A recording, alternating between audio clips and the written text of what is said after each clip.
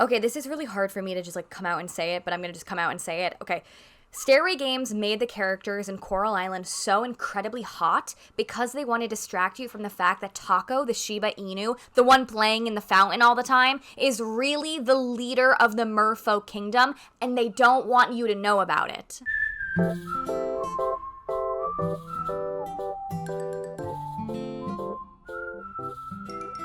Hello everyone and welcome back to my channel. If you're new here, hi, my name is Payton. It is nice to meet you, it is nice to see you, and welcome to the corner. In a world where it feels like there is a new cozy farming sim game every single week, we ask the question, do we really need another one? Have we not seen all there is to see in the farming sim genre? Well, just when you think you've seen all that farming sim games have to offer, here comes Coral Island, a brand new game that is just released in early access, right now only for PC, but will soon come to other consoles. Tagline for Coral Island literally calls it a reimagining of farming sim games. Well, I played Coral Island, I've put many hours into the early access release at this point, and I have some thoughts. Is this game really a reimagining of farming sim games, or is it just like every other farming sim ever? In today's video, I'm gonna be giving you guys my honest truth about how I feel about Coral Island, if I think you should buy the game in its current early access form,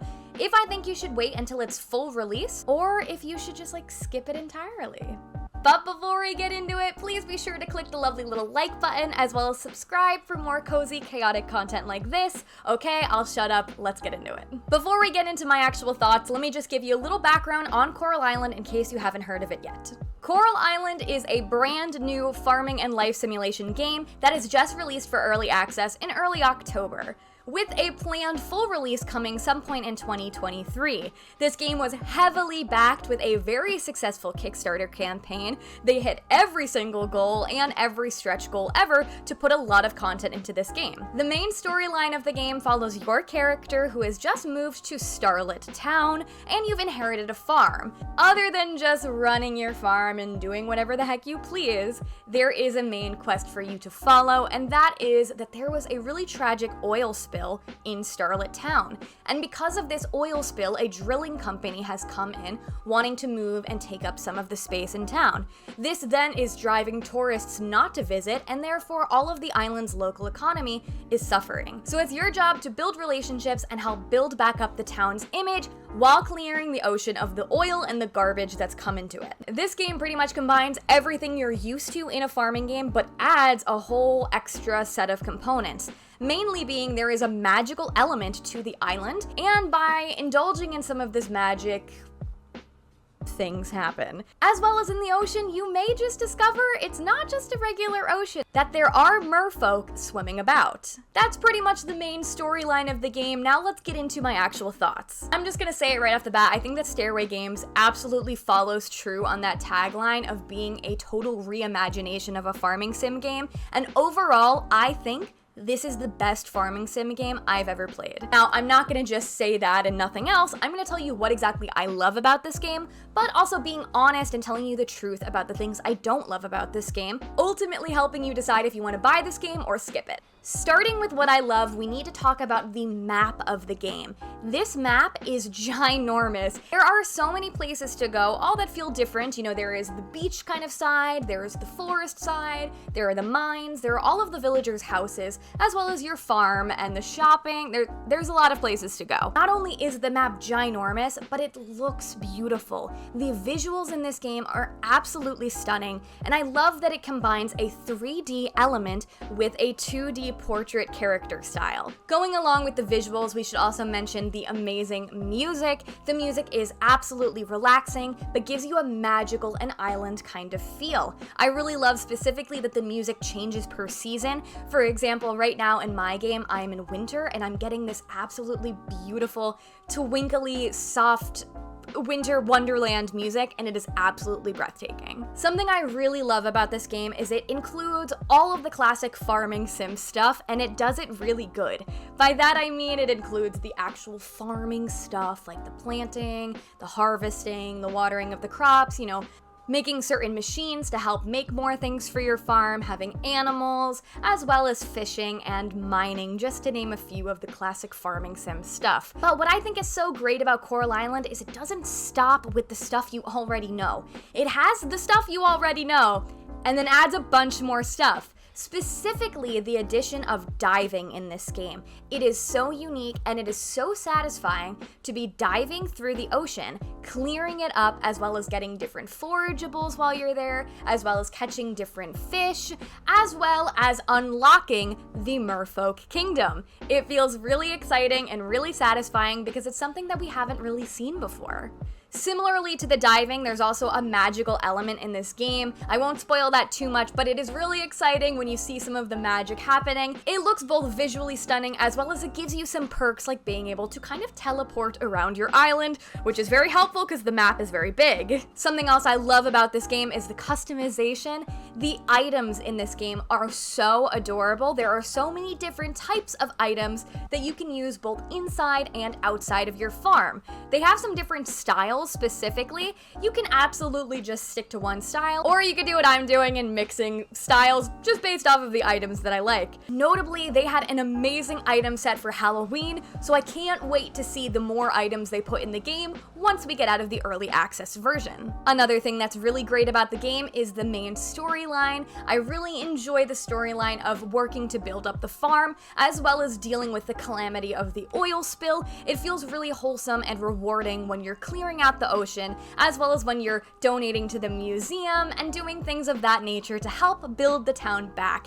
As you build the town's image up, you get rewarded with new things. For example, after I cleared my town's rank a little bit, I was able to get a clothing store, which of course was super exciting because the clothing options are really fun. Another thing that is so great about this game is the manipulation of time. If you'd like, you could play the game on its default speed, which is pretty fast, to be honest.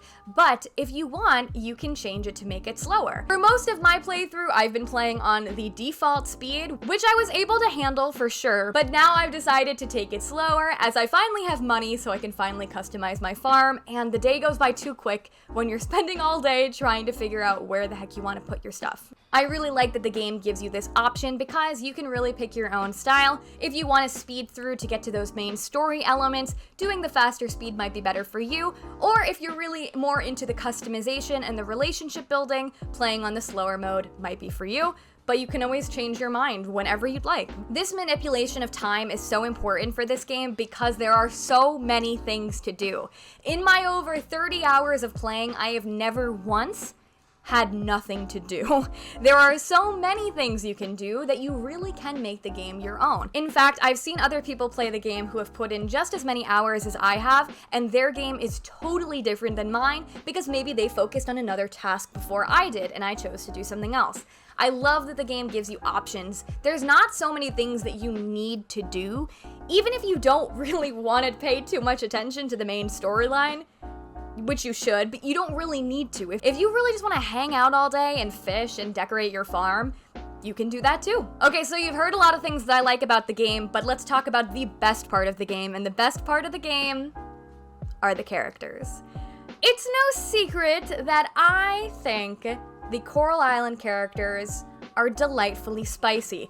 Other than the hotties, which if you'd like to hear my opinion on all of the Coral Island dateable hotties, you can check out the tier list video I made ranking them based off of how hot I thought they were. Other than them, all of the characters in town are really great, they feel different, they feel diverse, and it's really exciting to get to know them better. Similar to other farming games, once you talk and gift people things, you do get to know their backstory a little bit better, and each character has a really deep backstory, so it feels really rewarding when they give you new pieces of information. What's also great about the characters are the insane amount of them. There are so many options. You're not just picking from like 5 characters to befriend or romance. There are quite a bit of characters, so I feel like I still haven't even met everybody and I'm 30 hours in. It feels really exciting when you're just walking around town and you see everybody in all of the different places. In addition to the characters, there are also super adorable animals, specifically Taco, the Shiba Inu, has my heart, but other than him, there are some other really adorable animals you can find running about the town. Okay, so now I've told you all the things that I really love about Coral Island. Let's touch on some of the things that I don't love about Coral Island and that I think need some improvement.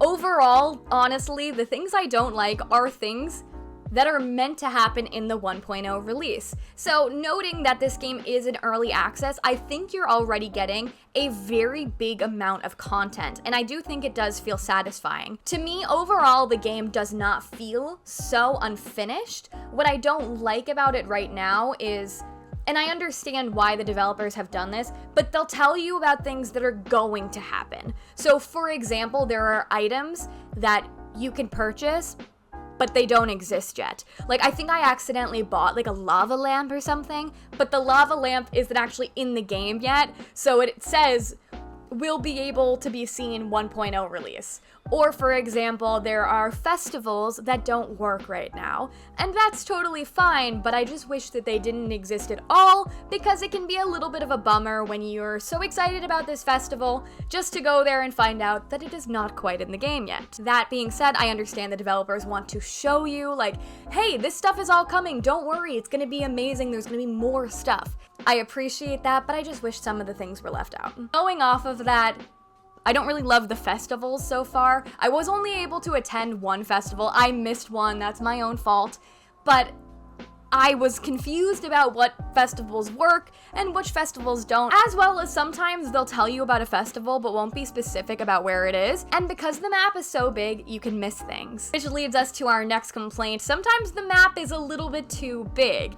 I will say if you adjust your settings and you make the day slower, this goes a lot easier. There were many times I was traveling to a shop just to find out it closed right when I got there, because I had gotten lost on my way there. But this can also be dealt with when you unlock more of the magic in the town, because you can start to be able to fast travel to places, which does kind of solve this problem. Still, it is something to note. So yeah, most of the things that I have complaints about are things that are meant to be fixed.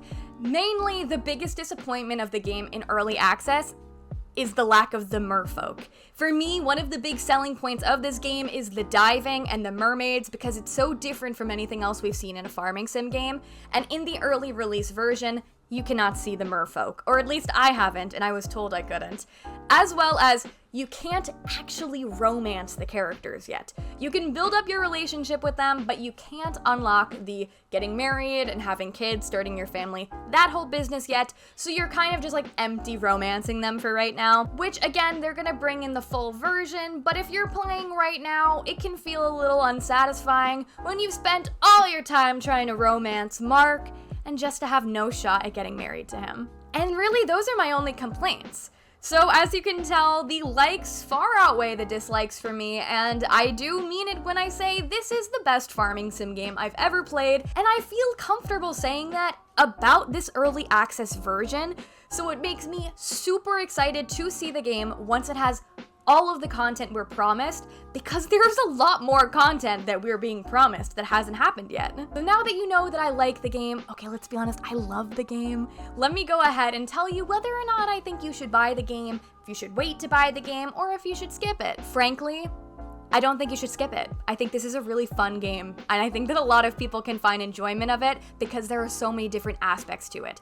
Especially if you like farming sim games, don't skip this one. This one is really great. But I can give some more insight on whether I think you should buy the game now or wait. For me, I think the biggest reason to wait to buy the game is if you don't want the feeling of something that's unfinished. If you can't wait for the merfolk, you can't wait to do the romancing, you don't want to have to see items that aren't quite there yet or festivals that don't exist, just wait for the game to release for its full version. If those things don't bother you, the only other reason I would say wait is right now the game is only available to play on PC, and currently there is no controller support. For me, this was actually a big deal, and it made me almost wait to buy the game. Many of you guys may know I am chronically ill, and cute is what I like to call myself, but I do have a chronic pain condition, and it does make it really hard for me to sit upright at the computer to game for many hours, and so I favor console gaming, specifically on my Switch, so that I can lay in bed and still play the games even on days where I'm having a lot of pain. If that feels true to you, then I definitely recommend waiting until the game is available to play on console. Despite those things,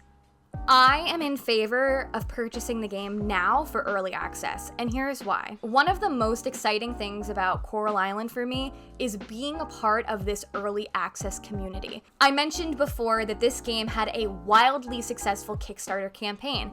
I didn't find out about the game until it released, so I did miss the whole hype about the Kickstarter. However, the people who backed this Kickstarter have been waiting for this game for so long and are so passionate about it, and you can tell the developers are so passionate about it, so it feels like this really passionate, thriving community.